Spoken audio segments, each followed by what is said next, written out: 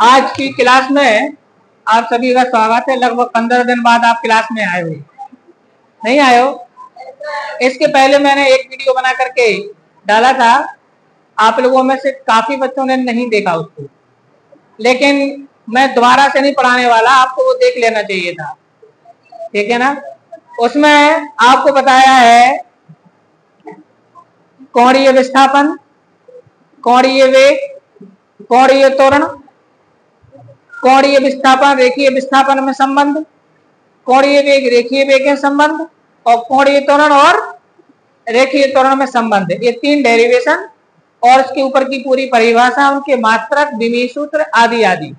काफी important video है वो, आपने नहीं देखा होगा तो बिल्कुल लास्ट ही वीडियो है, उसको आप देख लें, उन चीजों को आप खुद से नोट भी कर लें। और आज मैं आपको सबसे इंपॉर्टेंट प्रश्न पढ़ा रहा हूं इस अध्याय का, अभिकेंद्रीय त्वरण, सेंट्रीपिटल एक्सीलरेशन। इंग्लिश में बोलेंगे, हिंदी में बोलेंगे अभिकेंद्रीय त्वरण।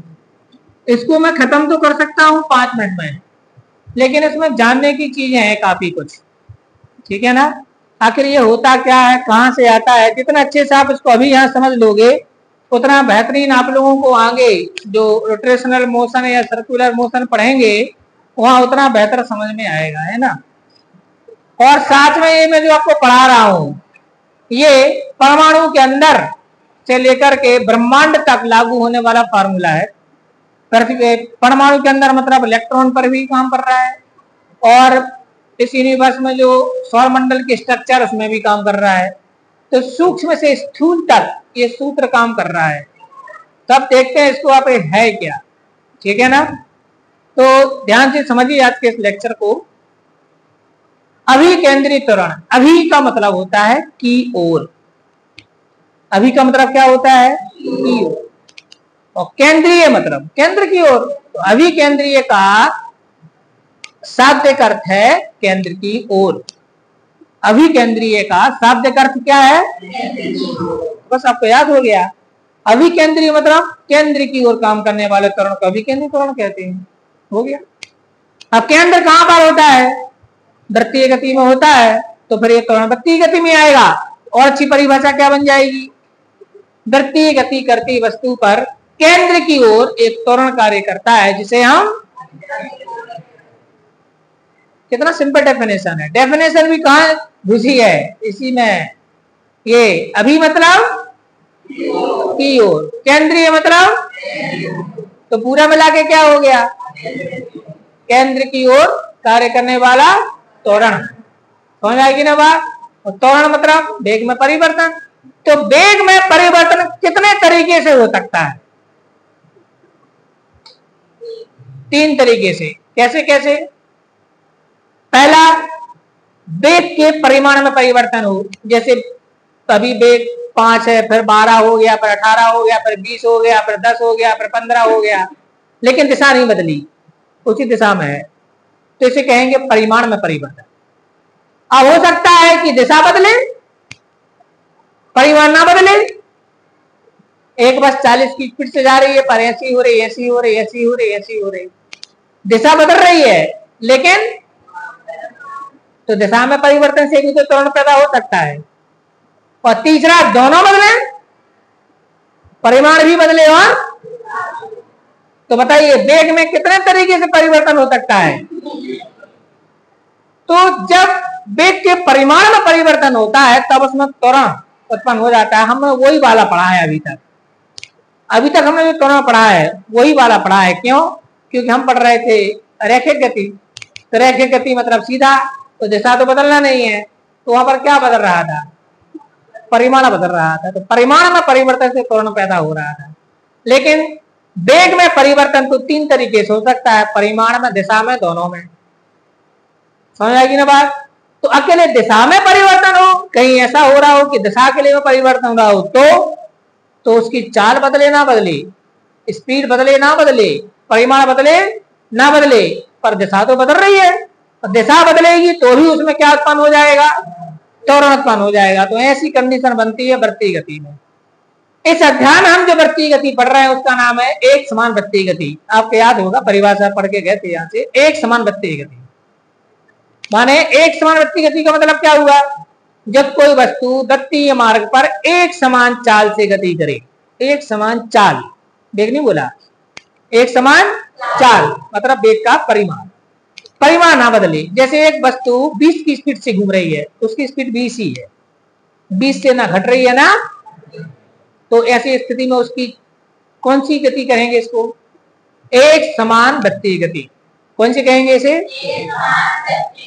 क्योंकि चाल नहीं बदल रही है लेकिन दिशा हमेशा बदलेगी। और देखिए कैसे, ये मान लीजिए कोई वृत्तीय पथ है, इस वृत्तीय पथ पर कोई वस्तु गति कर रही है, यहां थी फिर यहां पहुंची फिर यहां पहुंची, इस टाइप से गति कर रही है कोई वस्तु। तो जब वो यहां पर थी तो उसके वेग की दिशा ये थी।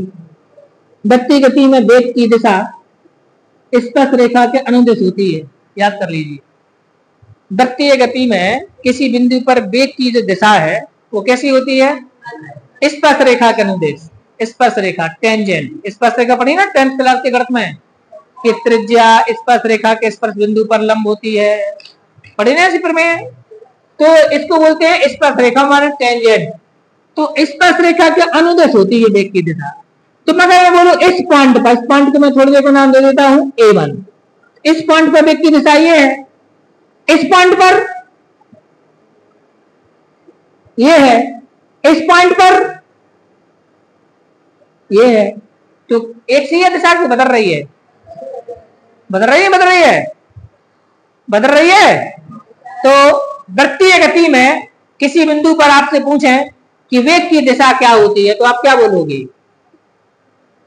वृत्तीय गति में किसी बिंदु पर वेग की दिशा बताना है तो आप क्या बोलोगे? कहां होती है? आप बोलोगे उस बिंदु पर खींची गई स्पर्श रेखा के अनुदिश।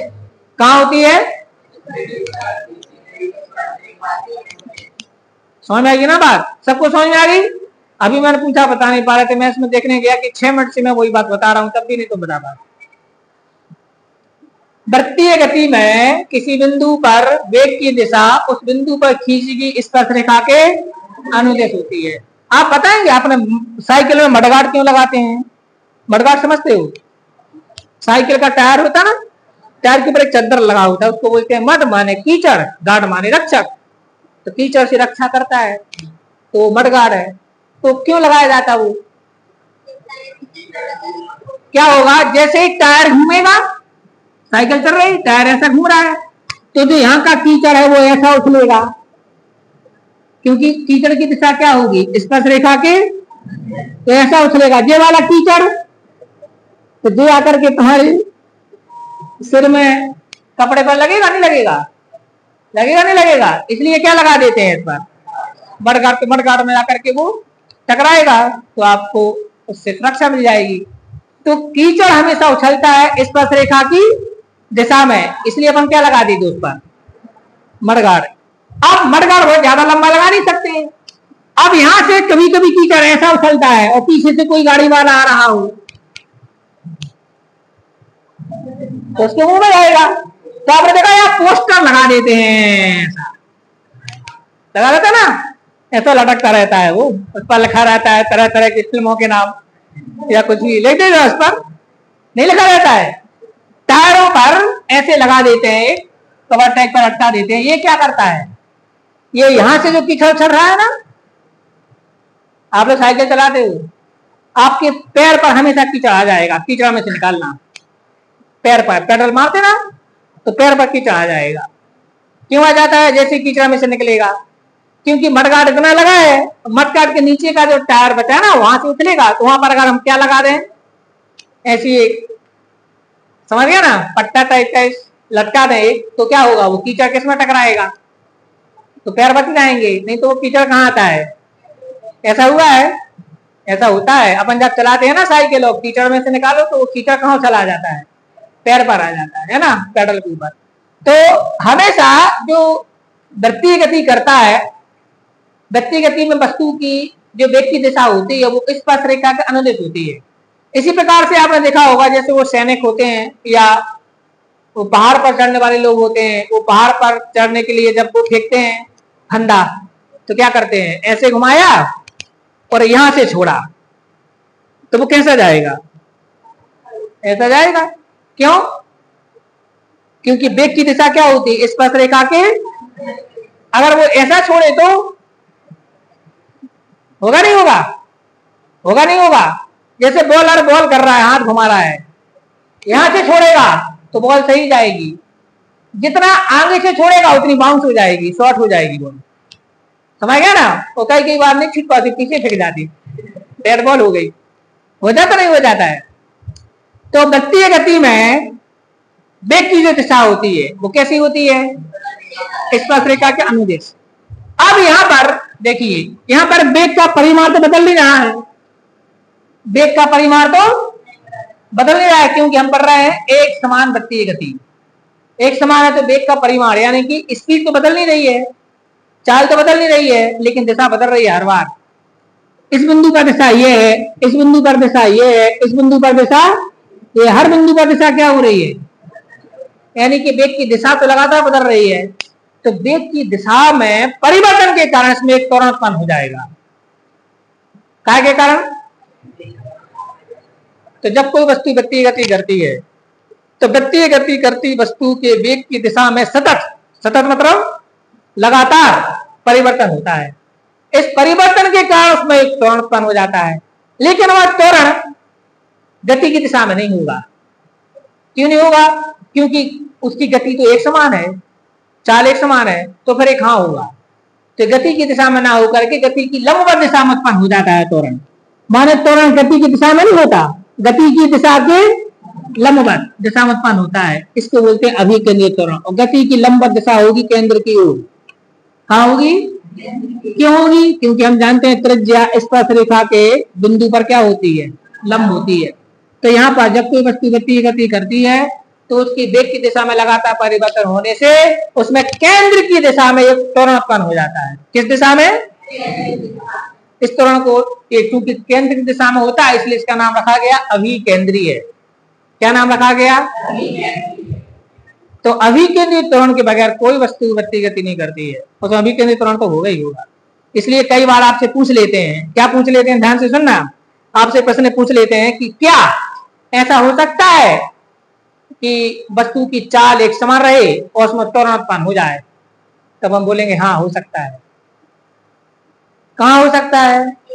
वृत्तीय गति में। और इस बार छमाही या वार्षिक में यही पूछा जाएगा। अभी तिमाही में तो मैं क्या पूछा गया था, तिमाही में तो पूछा गया था क्या त्वरण की दिशा वेग में परिवर्तन के अनुदिश होती है? यदि नहीं तो उदाहरण दीजिए। ऐसा प्रश्न था, ऐसा प्रश्न था कि क्या त्वरण की दिशा कहाँ होती है, वेग के अनुदिश होती है या नहीं होती है? उदाहरण दीजिए। तो इस प्रश्न का सटीक उत्तर सुन लो। त्वरण की दिशा वेग में परिवर्तन के अनुदिश हो भी सकती है और नहीं भी हो सकती।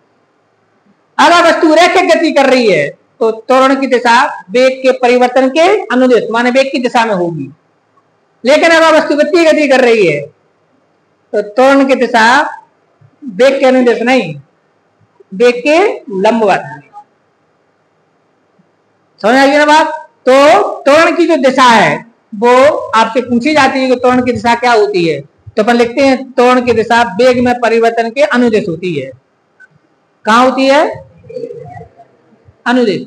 तो लेकिन रैखिक गति में तो वेग में परिवर्तन जिस दिशा में जा रही है उसी दिशा में होगा जिस दिशा में वो जा रही है, इसलिए वही त्वरण की दिशा होगी। जैसे कोई वस्तु ईस्ट की दिशा में जा रही है, पूर्वी की ओर जा रही है और वेग में परिवर्तन हो रहा है तो फिर उसकी त्वरण की दिशा भी क्या होगी? पूर्वी।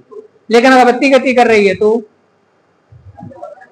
उसके लंबवत हो जाएगी, केंद्र की हो जाएगी। सबकी समझ में आएगी ना बात? तो उस प्रश्न में आपको क्या लिखना था उसके उत्तर में कि त्वरण की दिशा वेग में परिवर्तन या वेग की दिशा का अनुदिश भी होती है और नहीं भी होती, मतलब ये आवश्यक नहीं है। समझ आएगी ना बात? तो रैखिक गति में तो वेग परिवर्तन का अनुदिश हो जाएगी, लेकिन वृत्तीय गति में केंद्र की हो जाएगी। अगर एक समावृत्तीय गति कर रही है तो केंद्र की हो जाएगी, जैसे कि यहाँ पर हो गई है। समझ आएगी ना बात? तो अभिकेंद्रित त्वरण की परिभाषा क्या मिली हमें? जब कोई वस्तु वृत्तीय गति करती है तो उसमें केंद्र की ओर एक त्वरण उत्पन्न हो जाता है।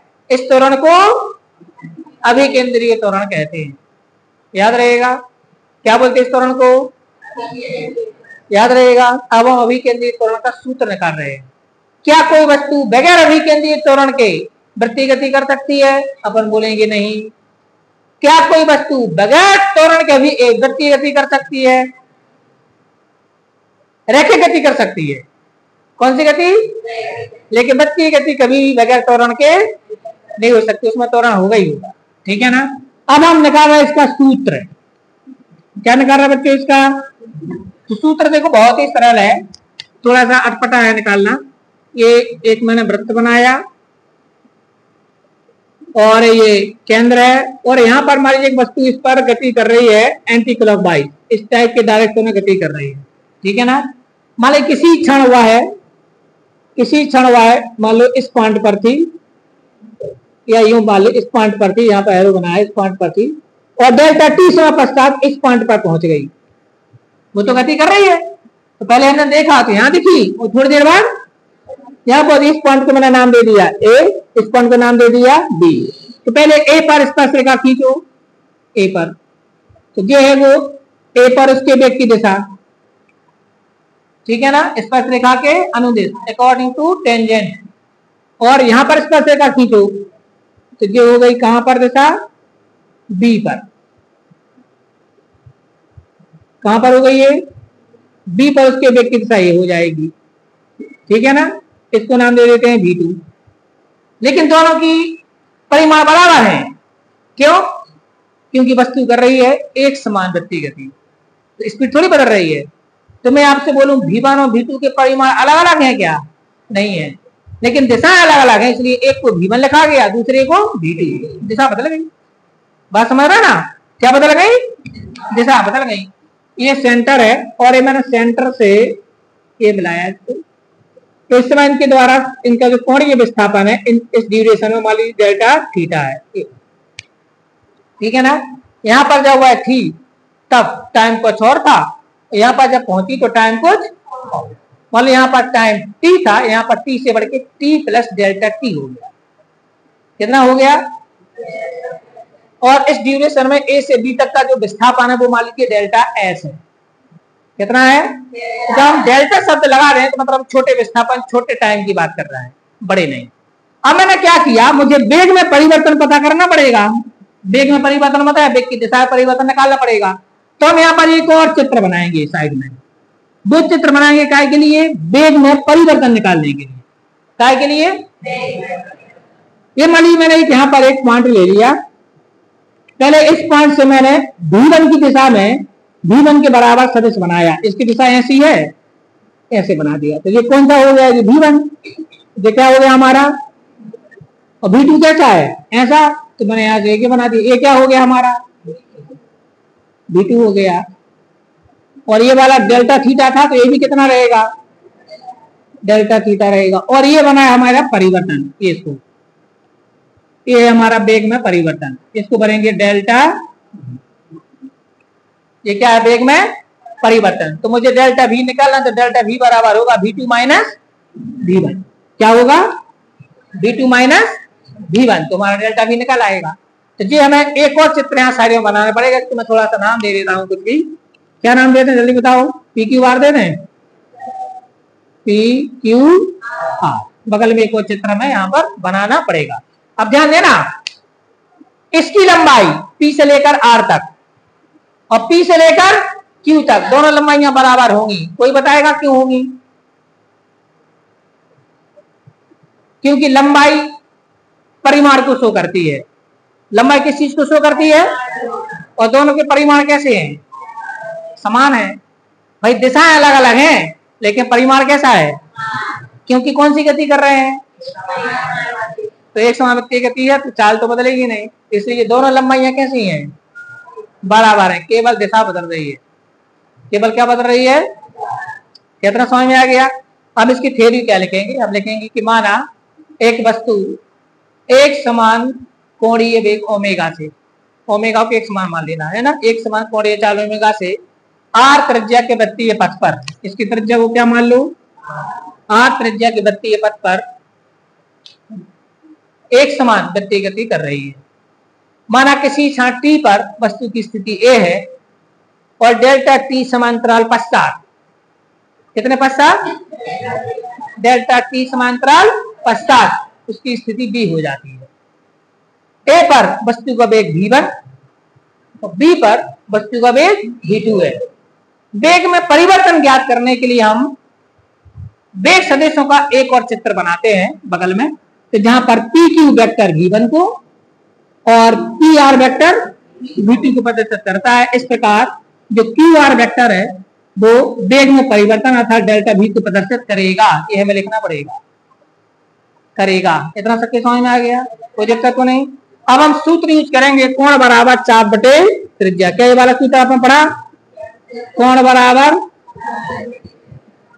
चाप बटे त्रिज्या सूत्र से, इस सूत्र का प्रयोग कर रहे हैं हम, कोण बराबर चाप बटे त्रिज्या, ठीक है ना। तो इससे आ जाएगा हमारा डेल्टा थीटा बराबर चाप, मैं इसको चाप मान लेता हूं, ये कोण हो गया, ये होगी त्रिज्या। तो यहाँ पर चाप आ जाएगा हमारा क्या, डेल्टा v का परिमाण बटे त्रिज्या मानी जाएगी ये, इसको ले लो v1 का परिमाण और ये डेल्टा थीटा। तो डेल्टा थीटा बराबर हो गया हमारा डेल्टा v बटे, अब मान लीजिए इस वस्तु की जो चाल है वो v है, तो v1 बराबर v2 बराबर v हो जाएगा।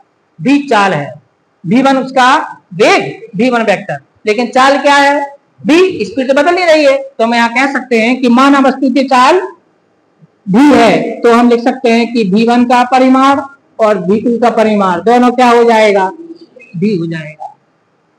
समझ आएगी ना बात। तो यहाँ पर क्या आ जाएगा हमारे पास, तो डेल्टा थीटा बराबर हमारे पास आ जाएगा डेल्टा v बटे v। v क्या है यहाँ पर, वस्तु की चाल। अब मैं मॉड नहीं लगाऊंगा क्योंकि मॉड v1 की वैल्यू v है, v क्या है, मॉड v1 यानी इसका परिमाण है।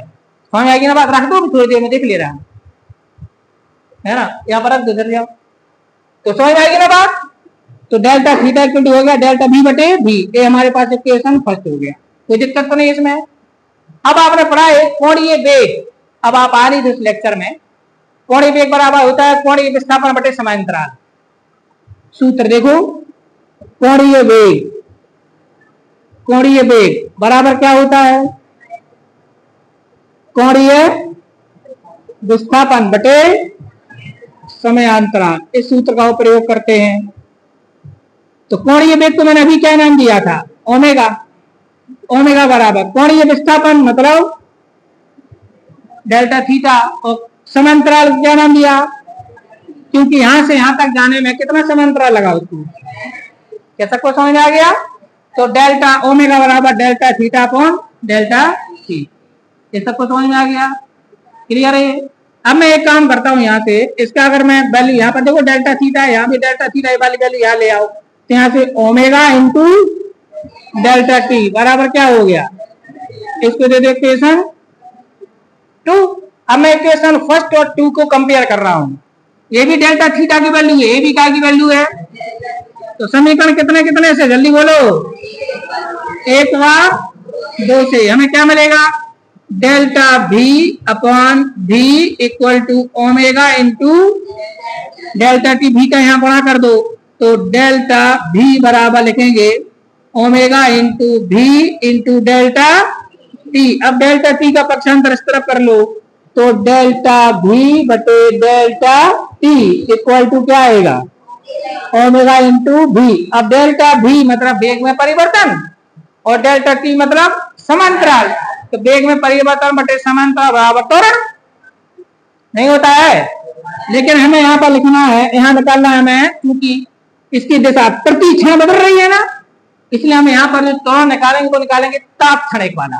तो आप यहाँ पर ऐसा भी कर सकते, तो इसलिए लिमिट दोनों तरफ लिमिट लगा दे। यहाँ तो डेल्टा टी है नहीं है, तो यहाँ पर ताप क्षणिक के लिए लिखेंगे पर limit delta T tends to 0 delta v बटे delta T equal to omega into D, याद कर लेके लिख दोगे।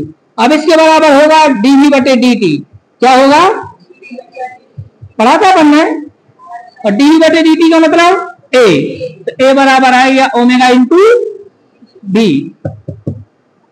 जी हमारा काय का सूत्र बन गया, अभिकेंद्रीय त्वरण का। लेकिन एक कमाल की बात आप लोगों को बतानी थी, आपको पेपर में आया था अभिकेंद्रीय त्वरण की परिभाषा और उसका सूत्र आया था ना, तो बहुत सारे बच्चों ने लिखा, बड़ा दिलचस्प, अभिकेंद्रीय त्वरण किसे कहते हैं, तो मैं लिखा कोणीय वेग और एक ही वेग के गुणनफल को अभिकेंद्रीय त्वरण कहते हैं। मजा आ गया। किस किस ने लिखा था, हाथ ऊपर करो। 1 2 नहीं 5 6 7 कापियों में लिखा था। क्या लिखा था, समझ में आएगी बात, क्या लिखा था उसने। हाँ होता है अभिकेंद्रीय त्वरण बराबर ओमेगा क्या है और भी क्या है, तो उन्हें पता है क्या लिखा है परिभाषा। अब मुझे नहीं पता कहां से जाएगी, मैंने पहली बार लिखी, जिसने लिखी अब देखो बेबी मो बोल रहा है। क्या लिखा उनने, मैंने काट दिया। उनने लिखा रेखीय अभिकेंद्रीय त्वरण बराबर कोणीय वेग गुणित रेखीय, माने उन्हें लिखा कोणीय वेग और रेखीय वेग के गुणनफल को अभिकेंद्रीय त्वरण कहते हैं। ये उसका फॉर्मूला है, डेफिनेशन नहीं है। आप उसको डेफिनेशन थोड़ी कहोगे, डेफिनेशन तो वही है, जब कोई वस्तु गति करती है तो उस पर केंद्र की ओर एक त्वरण कार्य करता है, जिसे अपन क्या कहते हैं, अभिकेंद्रीय त्वरण। ये इसका सूत्र है, अभिकेंद्रीय त्वरण का सूत्र, तो ए बराबर ओमेगा इंटू वी, ये सूत्र है। इसको परिभाषा नहीं बनाना है। सबकी समझ में आएगी ना बात। अभी बताओ किसने लिखा था, कॉपी निकाले, कॉपी निकाला है। लेकिन जब आपने लिखा तो मैं भी दंग रह गया, कमाल हो गया है ना। लेकिन अच्छा दिमाग लगाया, कोई वो नहीं है उसमें, कम से कम उठपटांग को नहीं लिखा, सूत्र ही तो लिखा, ठीक है ना। और हो सकता कहीं नंबर मिल भी जाए, यहाँ तो नहीं दूंगा मैं। तो ये आ गया अभिकेंद्रीय त्वरण का सूत्र होता है ए बराबर ओमेगा इंटू बी। अब बच्चों आप लोगों को पिछले लेक्चर मैंने पढ़ाया है, ओमेगा बराबर होता है भी बटे आर। ओमेगा बराबर ये आप लोगों को मैंने पिछले लेक्चर में सिद्ध किया है। ओमेगा बराबर क्या होता है, तो ओमेगा की वैल्यू वहां पर लिखो, तो ए बराबर क्या आ जाएगा, बी बटे आर इंटू भी। तो सूत्र क्या मिलेगा, बी स्क्वायर बटे आर। ये इसका दूसरा सूत्र है, बी स्क्वायर बटे आर। क्या सूत्र है। अब मैं उन बच्चों को बोल रहा हूं जिन्होंने परिभाषा बनाई थी, वे यहां से नहीं बना दें। रेखीय चाल के वर्ग और त्रिज्या के अनुपात को बनाना था, बना दो। तीसरा सूत्र बच्चों, भी बराबर होता है आर ओमेगा। भी बराबर क्या होता है, आर ओमेगा। तो अगर मैं भी की वैल्यू आर ओमेगा लिख दूं तो नया सूत्र बनेगा, क्या बनेगा, ए बराबर ओमेगा इंटू आर ओमेगा, तो मिलके बन जाएगा ओमेगा स्क्वायर इंटू आर। ये इसका तीसरा सूत्र है। तीसरा सूत्र अभिकेंद्रीय त्वरण के 3 सूत्र में लगाया आपको। पहला क्या मिला, ए बराबर ओमेगा इंटू बी। दूसरा क्या मिला, तीसरा क्या मिला, समझ आएगी ना बात, समझ आएगी ना बात। एक और सूत्र, अब बच्चों ओमेगा बराबर होता है 2 पाई एन। ओमेगा बराबर क्या होता है, अभी आ जाएगा, क्योंकि ओमेगा बराबर होता है 2 पाई एन, या किसी किसी बुक में लिखा रहता है 2 पाई न्यू, या किसी किसी बुक में लिखा रहता है 2 पाई एफ। ऑल आर सेम, अलग अलग। ओमेगा बराबर होता है 2 पाई एन या 2 पाई न्यू या 2 पाई एफ। यहाँ पर एफ, न्यू, एन ये फ्रीक्वेंसी है, आवृत्तियां। आवृत्ति के 3 संकेत प्रयोग करते हैं, एन भी करते हैं, न्यू भी करते हैं और एफ भी। तो मैं तीनों इसलिए बता रहा हूं, जैसे विकल्प आया परीक्षा में तो संकेत कोई भी हो सकता है उसमें, समझ आएगी ना बात। अब ए वाली वैल्यू अगर मैं यहां पर लिखूं तो देखो आंसर क्या आएगा।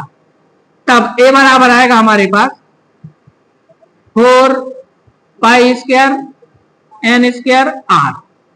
क्या निकलेगा, 4 pi square N square R. 4 क्यों हो जाएगा, स्क्वायर कर देंगे ना यहाँ पर, तो ये है। अब बताओ अभिकेंद्रीय त्वरण के कितने सूत्र मिले हमें? चारों याद करना है। पहला सूत्र क्या मिला? Omega into V. दूसरा सूत्र बी स्क्वायर बटे आर। तीसरा सूत्र, ठीक है ना, और चौथा सूत्र 4 पाई स्क्वायर एन स्क्वायर। ये 4 सूत्र हैं, ये चारों के चारों अभिकेंद्रीय त्वरण के सूत्र हैं। सबके समझ में आएगी ना बात? ठीक है ना। अब आप अच्छी तरह से अभिकेंद्रीय त्वरण के तैयार कर लेना, क्योंकि बहुत इंपॉर्टेंट क्वेश्चन है, परीक्षा में भी आपको आता है।